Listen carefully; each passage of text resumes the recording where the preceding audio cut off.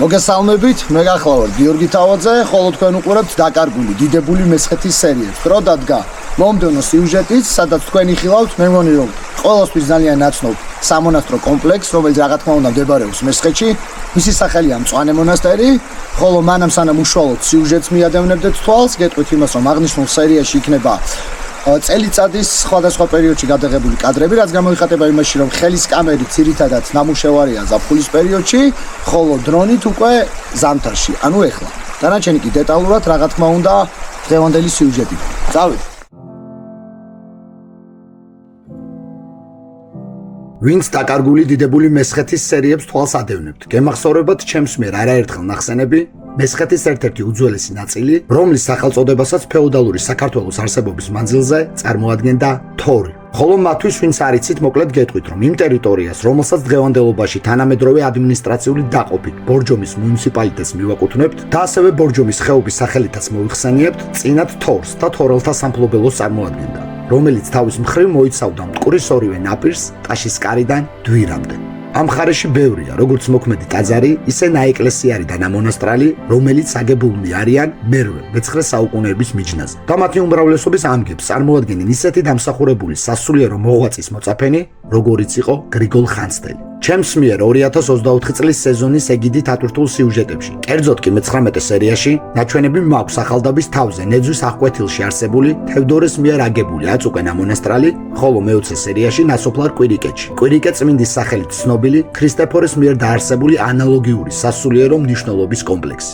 ეს ყველაფერი გითხარით იმისათვის, რომ პარალელი გამევლო იმ მონასტერთან მიმართებაში, რომელსაც თქვენ ახლა კადრში ხედავთ. ეს ძეგლიც მე-19 საუკუნეების მიჯნაზე ახშენებულად მოიაზრება და ქართველ მეცნიერთა უმრავლესობა, ვინც დაკავებული იყო მისი კვლევა-ძიების პროცესით, მასაც ნეძვის აღკვეთილისა და კვირიკე წმინდის თანამედროვედ და გრიგოლ ხანძთელის მოწაფეთა ძალისხმევით აგებულად მოისაზრებენ. მწვანე მონასტერი ეს გახლავთ ის სახელწოდება, რომლითაც დღევანდელ დროში ხდება მოხსენიება წმინდა გიორგის სახელობის სასულიერო კომპლექსისა. მაგრამ აქვე უნდა ითქვას ისიც, რომ დასახელება მწვანე მონასტერი აქტიურად მკვიდრდება 21 საუკუნიდან. უფრო ზუსტად რომ გითხრათ 2002 წლიდან, მას შემდეგ რაც განხორციელდა რესტავრაცია და განახლდა წირვალოცვა. ჩვენამდე მოღწეული ისტორიული წყაროებითა და საარქივო დოკუმენტებით ძნელია ივარაუდო მისი ზუსტი დასახელება. მაგრამ შესაძლებელია წარმოდგენა შევიქმნათ, გარდა სასულიერო ცხოვრებისა, იყო თუ არა მის სიახლოვეს რაიმე დასახლება და რაც სოდვა მადლი დატრიალდა ამალაგზე, მესხეთის სისხლიანი წარსულის ფარგლებში. განხილვას დავიწყებ გეოგრაფიული ადგილმდებარეობით, რომლის მიხედვითაც მწვანე მონასტერი მდებარეობს აწმყოში მოქმედ სოფელ ჩიტახევის დაბურულ ტყეში. ჩიტახევი ისევე როგორც თორში არსებული უმეტესი სოფლები მე-16 საუკუნის ბოლოსთვის, მაშინ როდესაც მესხეთს საბოლოოდ იპყრობენ ოსმალები, სრულიად დაცლილია.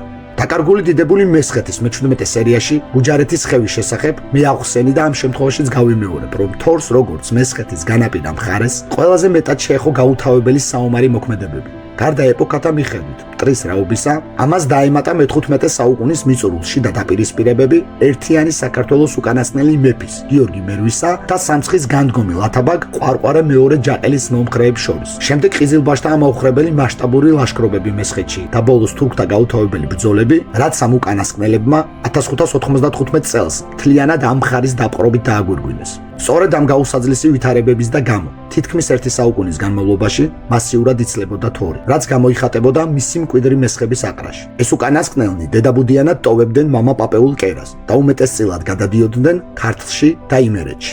ასეთი პროცესები თავის მხრივ ქმნიდა იმ მოცემულობასაც, რომ თორის მხარეში ნადგურდებოდა სხვადასხვა ტიპის, როგორც საგანმანათლებლო, ასევე საისტორიო სახის ჩანაწერები ამა თუ იმ ძეგლზე.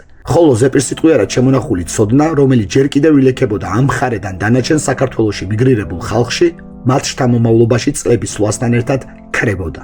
ფეოდალური ეპოქის ჩიტახევი, რომლის ტერიტორიის ფარგლებში უნდა ყოფილიყო მწვანე მონასტერი, მე-16 საუკუნის მიწურულს, ოსმალებს გურჯისტანის ვილაიეთისეულ დავთარში ჩაწერილი ყავთ როგორც ჯირთა ხევი, სრულიად დაცლილი მოსახლეთაგან. აღმოსავლეთ მცოდნე სერგი ჯიქია ოსმალთა მიერ შექმნილ დავთარზე მუშაობისას სოფლის დასახელებას შეცდომით ჩაწერილად მიიჩნევს და ამ მოვლენას უკავშირებს ასოთა აღრევის პროცესს, რაც თურქული ენობრივი სპეციფიკიდან გამომდინარე ქართულთან მიმართებაში ბუნებრივ მოვლენას წარმოადგენდა. სამონასტრო კომპლექსის ტერიტორიაზე არსებულ როგორც მთავარი ტაძრის, ასევე სამრეკლოს და დამხმარე ნაგებობათა შემორჩენილ ფრაგმენტებში მრავლად შეინიშნება მეწამული, ანუ წითელ ფრად შეფერილი ქვები. ეს უკანასკნელი თავის მხრივ წარმოადგენს როგორც მტკიცებულებას, ასევე მიზეზ შედეგობრივ კავშირს იმ სოფლის თავდაპირველი სახელის ძველ ქართულ ფორმის გაშიფრვაში, რომლის სიახლოვესაც იყო გაშენებული თავად ეს სამონასტრო კომპლექსი. ამ ყველაფრის თქვენთვის დეტალურად გადმოსაცემად მოვიშველიებ ქართველი ენათმეცნიერის პროფესორის მერაბ ბერიძის ნაშრომს სახელწოდებით ტაძრები და სახელები. მეცნიერი ჩითახევს, როგორც დღევანდელობაში არსებული სოფლის სახელწოდებას განიხილავს კომპოზიციურ სიტყვად, რომელიც ჩითასა და ხევის შეერთებით არის ჩამოყალიბებული. ხევი ყველასთვის ნათელია, რომ ორ მთას შორის მოქცეულ ადგილს აღნიშნავს, სადაც მდინარე ან მცირე ზომის ნაკადული მაინც მიედინება. მაგრამ რას უნდა აღნიშნავდეს თვითონ ჩითა? ამის პასუხს მერაბ ბერიძე ქართველურ ენათა ოჯახში ეძებს.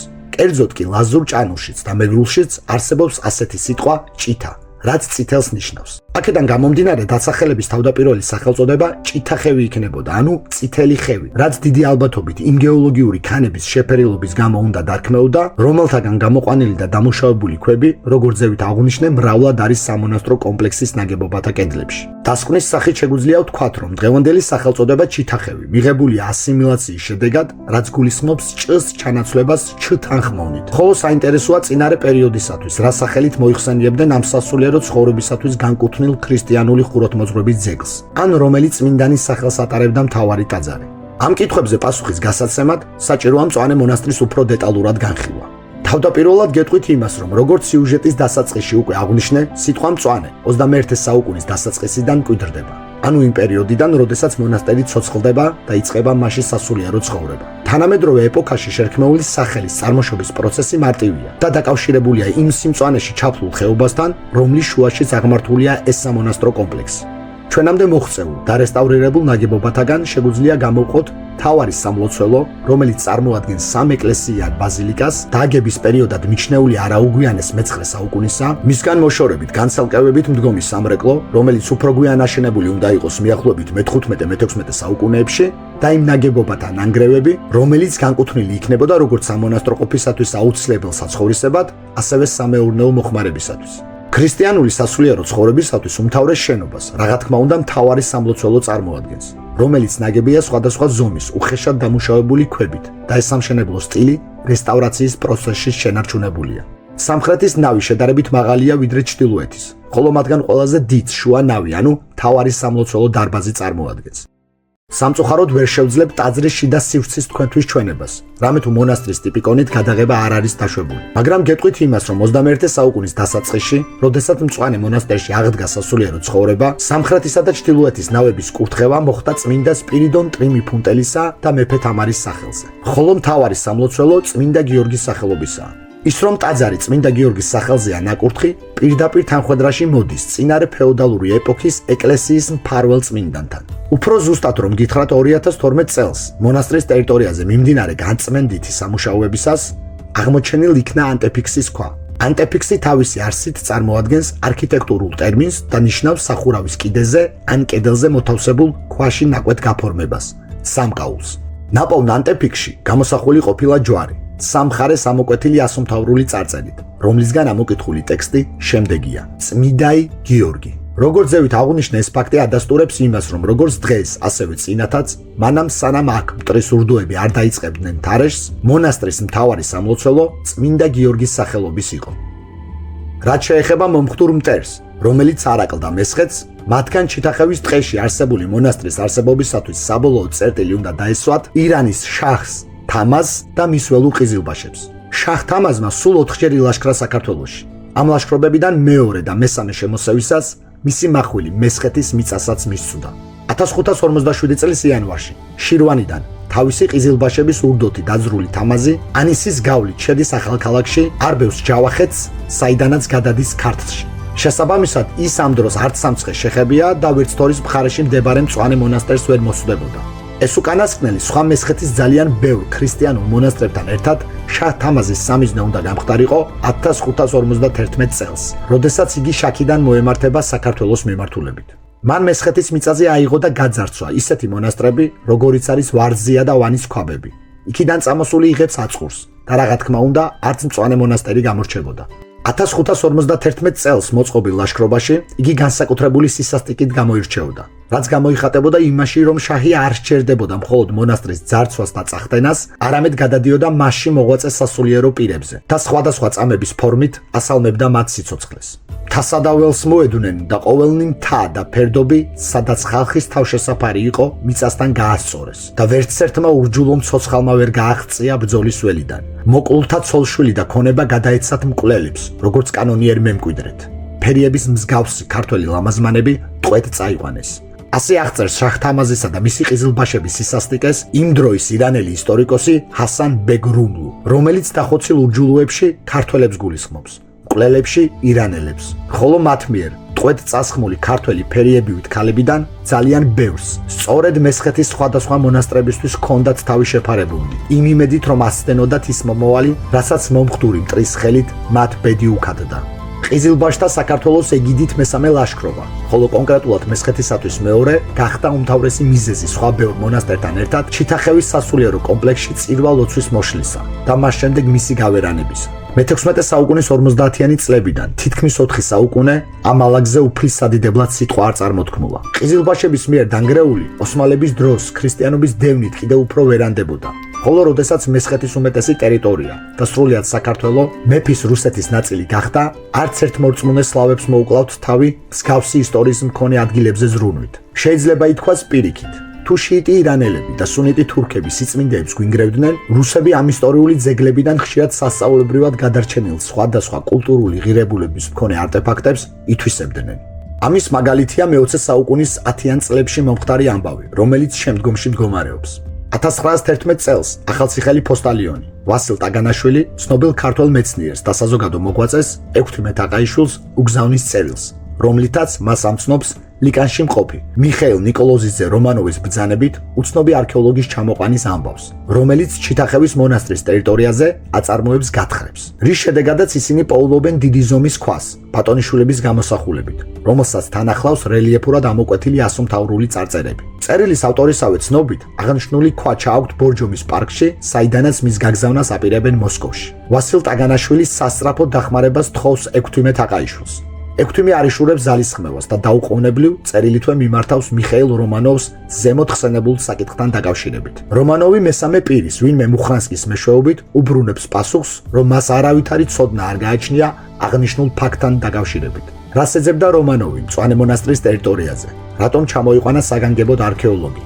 რომელი ფეოდალური გვარის წარმომადგენელნი იყვნენ ნაპოვნ ქვაზე გამოსახულნი? რა სახის ინფორმაციას იძლეოდა ასომთავრულით შესრულებული მინაწერები? და რატომ აგზავნიდა რომანოვი ამ ყველაფერს დაუყოვნებლივ მოსკოვში? დღემდე ბურუსით არის მოცული. ცნობილია მხოლოდ ის, რომ ისე გაქრა ეს არტეფაქტი, რომ იგი დღემდე დაკარგულად ითვლება. ჩვენი ქვეყნის გეოგრაფიული ადგილმდებარეობიდან გამომდინარე, ოდითგანვე ვიმყოფებოდით გიგანტი იმპერიების გარემოცვაში. იქნებოდა ეს ბიზანტიის, ოსმალეთის, ირანის თუ რუსეთის იმპერია. ამ იმპერიათაგან ყველა საკუთარი მიზნები გააჩნდათ საქართველოსთან მიმართებაში და თითოეული მათგანისათვის დაქუცმაცებული და დაყოფილი ქვეყანა უფრო მარტივ მსხვერპლს წარმოადგენდა, ვიდრე ერთიანი მთლიანი ორგანიზმი. ამიტომ იმპერიათაგან ყველა აქტიურად მიმართავდა ხერხს წაეხალისებინა შიდა სამოქალაქო დაპირისპირებები და ერთმანეთის ხორცის გლეჯვით დაკავებული და ამის შემდეგ სისხლისგან დაცლილი ქართველები ბოლოს თავად შთაენთქათ. რამე თუ ყველა დამყრობის საერთო მიზანს იქნებოდა ის მაჰმადიანი თუ ქრისტიანი ქართული ეთნოსის ჩაყლაპვა, მათი ცნობიერების წაშლა და იმპერიის რიგით ნაწილად ქცევა წარმოადგენდა. ამიტომ აწმყოში მეტი დაფიქრება გვმართებს და ჩვენი სამშობლოს სისხლიანი ისტორიის ფურცლები სხვა ბევრ მიზეზთან ერთად იმისთვისაც უნდა გადავშალოთ, რომ ვიცოდეთ საიდან მოვდივართ და რა გადავიტანეთ, რა გვემუქრებოდა და რას გადავურჩით. რა პრობლემაა ჩვენში, როგორც თანამოძმეებში, რასაც ნებისმიერი დამყრობი ჩვენ და საწინააღმდეგოდ იყენებს. თუ ამ ყველაფერს კარგად შევიმეცნებთ, აუცილებლად ქართველი როგორც ერი ისევ აღდგება. როგორც დღევანდელ სერიაში ჩიტახევის დაბურულ ტყეში, სიმწვანეში ჩაფლული მონასტერი აღდგა ნანგრევებიდან და მიუხედავად მისი მძიმე ტრაგიზმით ახსავსე წარსულისა, დღესაც ანცვიფრებს მნახველს მისი სიდიადითა და სისპეტაკით, რომელიც შეზავებულია იმ ჰარმონიული სიმშვიდით, რაც ქრისტეს მადიდებელ მამათა სასულიერო ცხოვრებიდან მომდინარეობს.